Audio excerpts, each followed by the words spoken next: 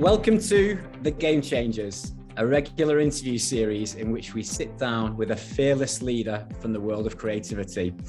I'm Gareth Moss, founder of executive search firm, The Blueprint. We deliver transformation by placing progressive leaders.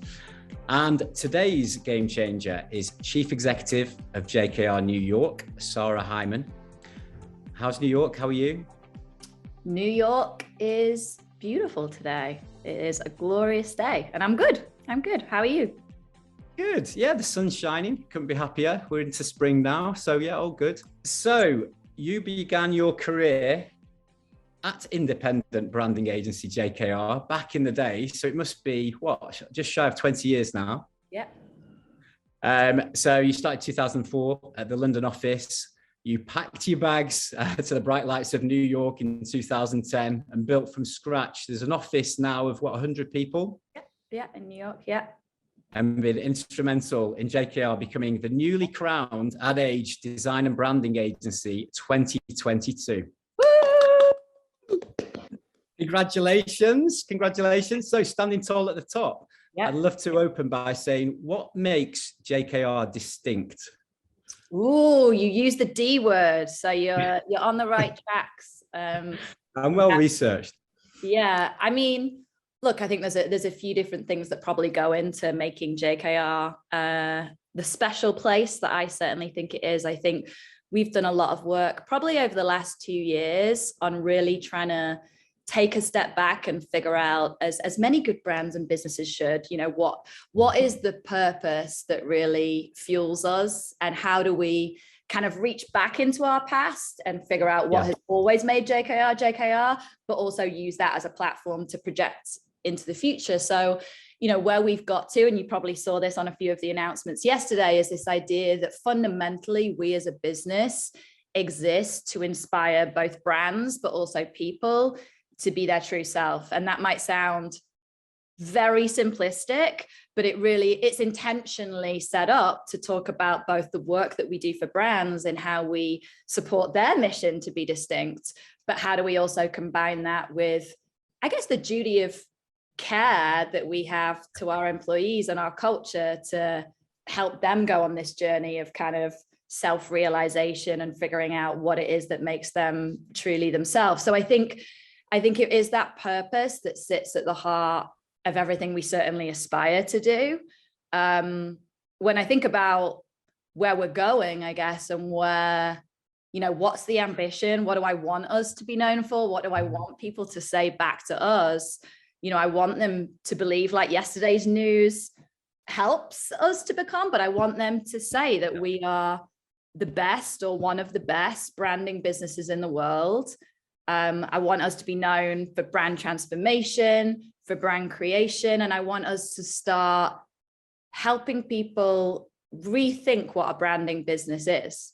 Like, it isn't just about brand strategy or brand identity. It's about, yes, brand identity, but it's about brand experience. It's about brand innovation. It's about brand activation. So I think we've got an amazing opportunity to take that philosophy around distinctiveness and really push it through everything a brand does, which is exciting. Yeah, it seems to always be iterating at JKR, where you're always looking at the ambition or where to go, and like brand design and experience in common. So it's like, you know, where do you think you'll end up, like, say, over the next kind of 3 to 5 years? Is there a real kind of clear direction that you're taking the business in, or does it kind of depend on the environment and how that changes?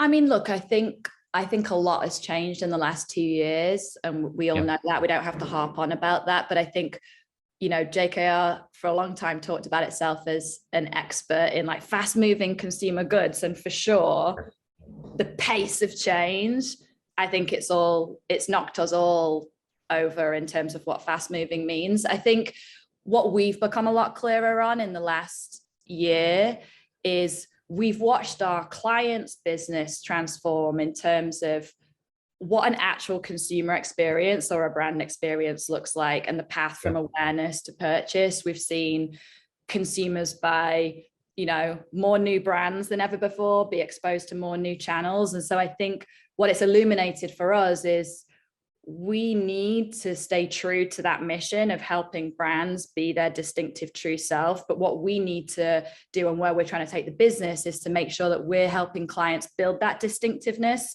across the entire experience, be that digital, be that physical, every single moment and interaction being one that is loaded with distinctiveness. And we think a lot of that comes down to really brand behavior.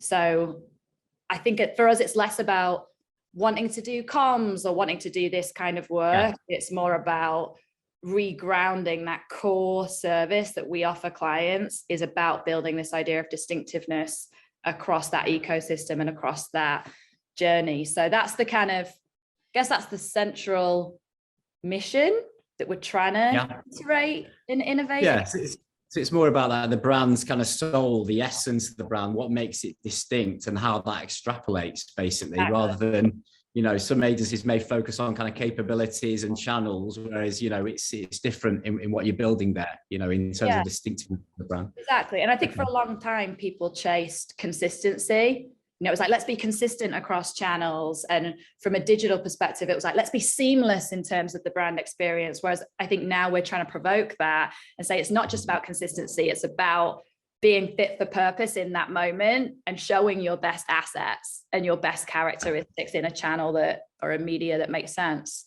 With your career, obviously one agency where you've always been working, this is probably quite a tough question, but if there's one specific time when you've just really looked back and thought how proud you were of your career, like, was there a kind of a defining moment for you? Look, I think there's recent history, and then there's my long memory of those last 18 years that you just spoke about. I think the recent past, like yesterday's news, was major. You know, I think that the being nominated as the Design and Branding Agency of the Year, top of the A-list, it proved a lot to ourselves, I think, about who we could be, how the world sees us. And I think we've looked at that award for a long time because it recognizes not just the work. Like, we felt proud of our work for a long time, but I think actually being recognized for our company and not just our output was a pretty special moment for all of us, because I think we weren't sure we could get there. And I think being able to be recognized for the culture you're building, the growth you're driving, the innovation you're bringing to market, and yes, the epic work, is definitely something that I'm like, whoa, we did it. Like, we're making it happen. I think probably on a more personal note, when I think about, it's hard for me to talk about sometimes what I'm proud of. But I do think, you know, I was raised by parents that were business owners.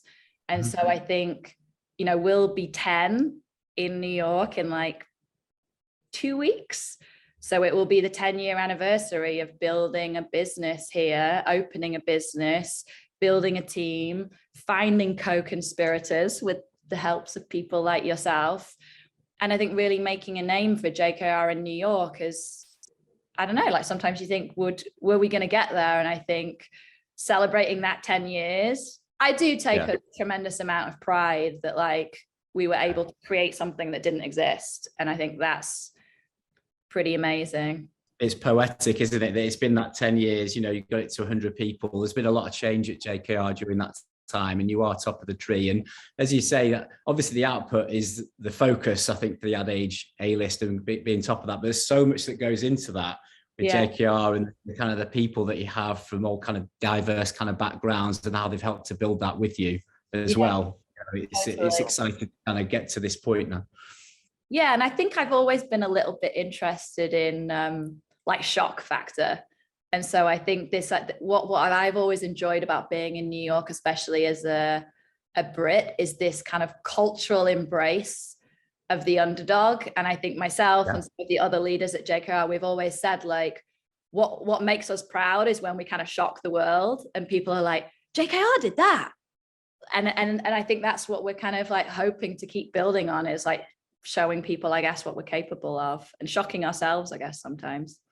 Yeah, absolutely. And And especially this last couple of years, I suppose, obviously there has been the pandemic. Hopefully we're kind of getting through the other end of that. And, you know, it's impacted everyone's business. It's impacted, well, humanity basically. But how has it impacted JKR in terms of the changing needs of clients? Like, is there anything that you say you do differently now over this last couple of years? I mean, I think I would probably go back to what we were talking about a little bit before in terms of, I think it hasn't changed the core discipline of what we do in terms of finding the brand soul, its distinctive identity, its distinctive assets. It's been more about the deployment of that. So I think as we've seen clients' brand experience become more fragmented, our work has just had to show up in different ways and in different contexts. And if I think about, you know, probably one of the biggest pieces of news for JKR in the last 2 years was the rebrand and the relaunch of Burger King. And that was a pretty interesting thing to put out into the world on a day when culturally there was the insurrection. So it was not like the world wanted to care about the Burger King rebrand. And then commercially, all of the restaurants are shut. And so how you actually still continue to put your work out into the world when you've got almost like these cultural and these commercial limitations, but you still manage, I think, through the power of the work that you do, to get people to feel kind of like a pride and a nostalgia and to care and to notice, has been an interesting challenge. I don't know that we've got some secret sauce of what we did to enable that. But yeah, it's definitely, it's changed a lot. And then it's obviously changed from a talent perspective. It's certainly changed how we find the next game changers, where they're based. And it's taught us a lot that we can make an incredible amount of magical things happen with people that definitely don't need to be in New York, which has been kind of game changing in of itself. What is it? Is there kind of, 2 or 3 things where you must have when you're looking for that game changing talent? Whether it's kind of the attitude, personality, skill set. Is there always one kind of common thread, a couple of things that you look for? I mean, I think there's 2 things. I think there's me, Sara, as a human. What do I look for? And I think it's important not to look for your own traits in others. However, I do think that I am always looking for somebody that I truly believe is a self-starter, that will not need to have all of the playbook, all of the answers kind of spelt out for them, and that can prove that there's a sort of ingenuity and a boldness to them saying, you know what, feel the fear and do it anyway. So I think I'm definitely always putting that filter over everybody that I'm meeting and that I'm looking for. But I think on the sort of the JKR side, I touched on it at the beginning about the work that we've done in helping define our purpose. What is it that stands us apart? In combination with that, we also looked a lot at our values this year, and we came down to 3 values. And it's almost like, what's the point in having 3 values if you're not going to use those to assess whether this person has shared values? They don't need to have the same background. They don't need to have the same opinions.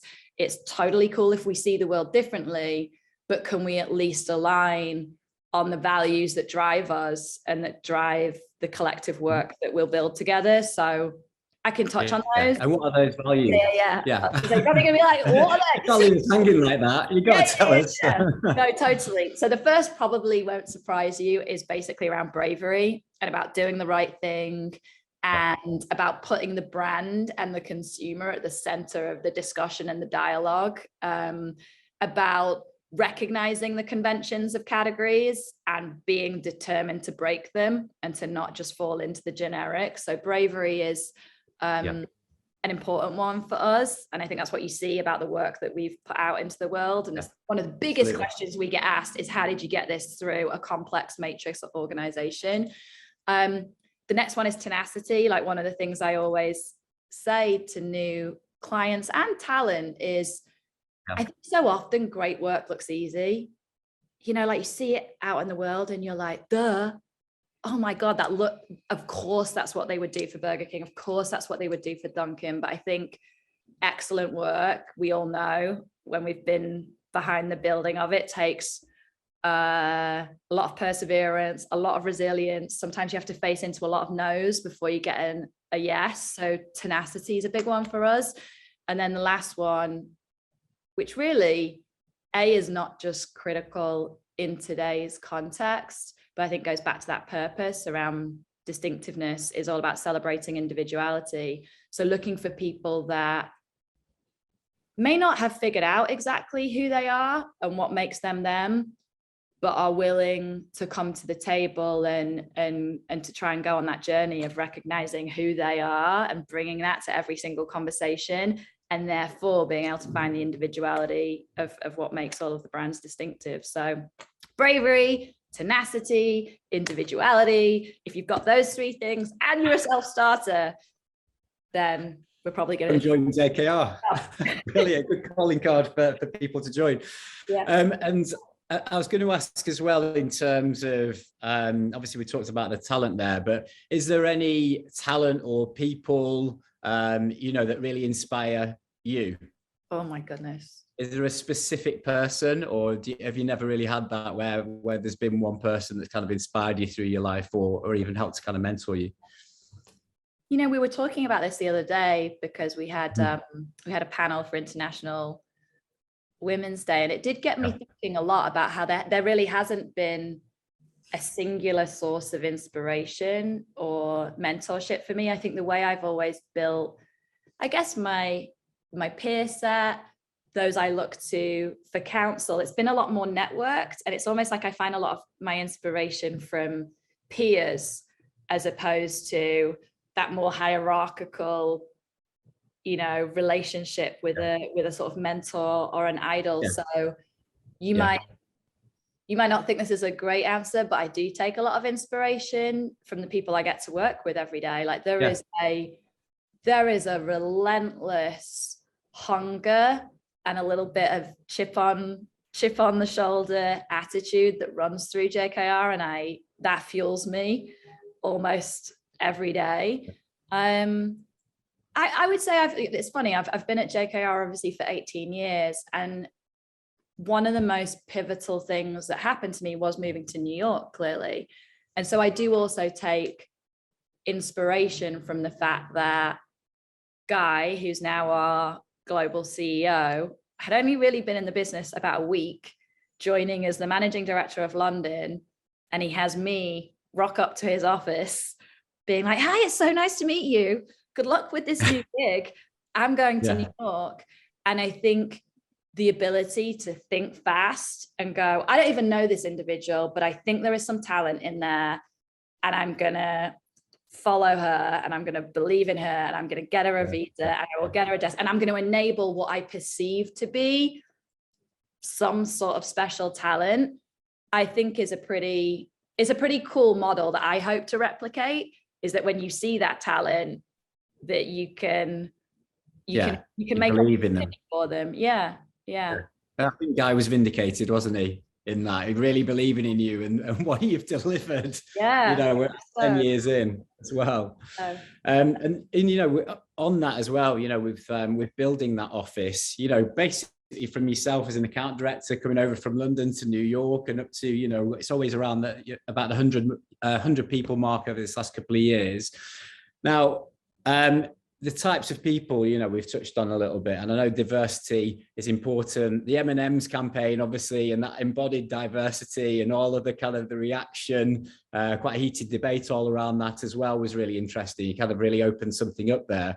But like in terms of the office at JKR, diversity that reflects the real world is paramount to you. So, let's say that you're in charge of the entire creative industry, and you had the opportunity to implement one thing in order to ensure equality. Is there one thing that you think could be delivered that would enable that? It's a big question. I don't have a good answer. I'm ready for a big answer. Oh my goodness. This is a question. Wow. I think that we have been making, as many companies have, I think we've been making a concerted effort to really focus on the diversity aspect, thinking about recruitment pipelines, thinking about how to become, yes, more gender diverse, more racially diverse, but also thinking just about diversity of backgrounds and experiences and skill sets. And so that journey definitely has started. Do I think that we're anywhere near where we need to be? Absolutely not.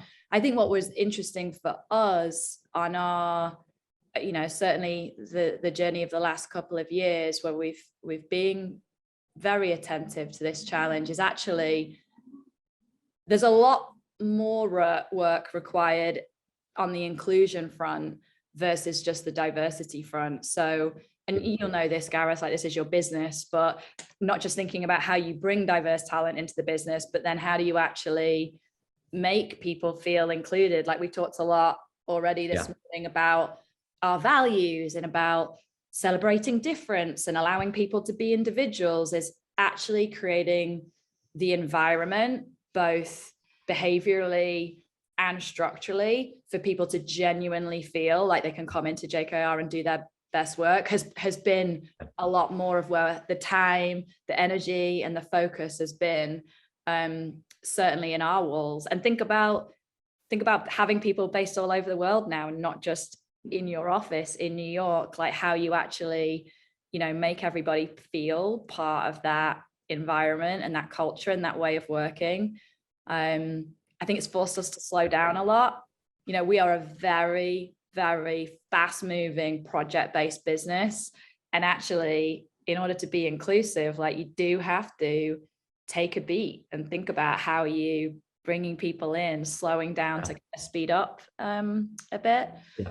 So completely. I think that's a massive part of it, because, you know, in the experience that I've had, I think, you know, when you're building new capabilities or you're bringing in people from diverse backgrounds, it's often there's like a kind of an organ rejection, where after 6 months that person doesn't work out, and it's through no fault of their own. It's actually the kind of the organism that is the agency, or the values, you know, the culture of that agency. And it's like they need to be kind of ready for the new person coming in, and make sure that, you know, fully integrated and kind of consistent with the agency. Otherwise, you know, you see a lot of that kind of that fallout, unfortunately. So I think exactly as you're saying, it's like it's helping the agency with the 3 values that you've mentioned, ensuring, you know, the strong kind of culture fit. They bring in different kind of perspective, a different kind of background, and that's embraced within the agency as well.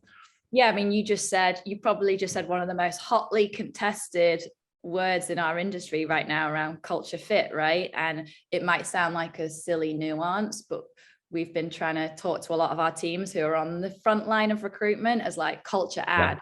Like you should not be screening people for like, are they going to fit into this pre-existing thing that we've built? Like open your mind, like what are they going to bring to the dialogue? What are they going to bring to the discussion? But yeah, not an easy one, because we've also talked a lot about consistency. It's like the machine, the agency, the culture has to stay true and very strong in its DNA, but then also has to be dynamic and allow new voices and new personalities in. Exactly. And I think it's how you define the culture as well. Because what you don't want is people kind of fitting in within the kind of specific culture or a box. But as you said before, I think your culture is about the 3 values that you mentioned. That's what the culture of JKR should be. That's what should embody JKR. And I think if you get those 3 values in everyone who joins, it doesn't matter what kind of background, they will enrich the agency. But there's a nice kind of red thread, a central point, you know, within the agency. Yeah, 100%. Okay, so it's been brilliant speaking with you today. Thank you so much. You just really given a great perspective on JKR. I'm so delighted as well that you guys, the Ad Age Design and Branding Agency of the Year, richly deserved. And thank you for your time today. Game changer, Sara. Thank you, Gareth.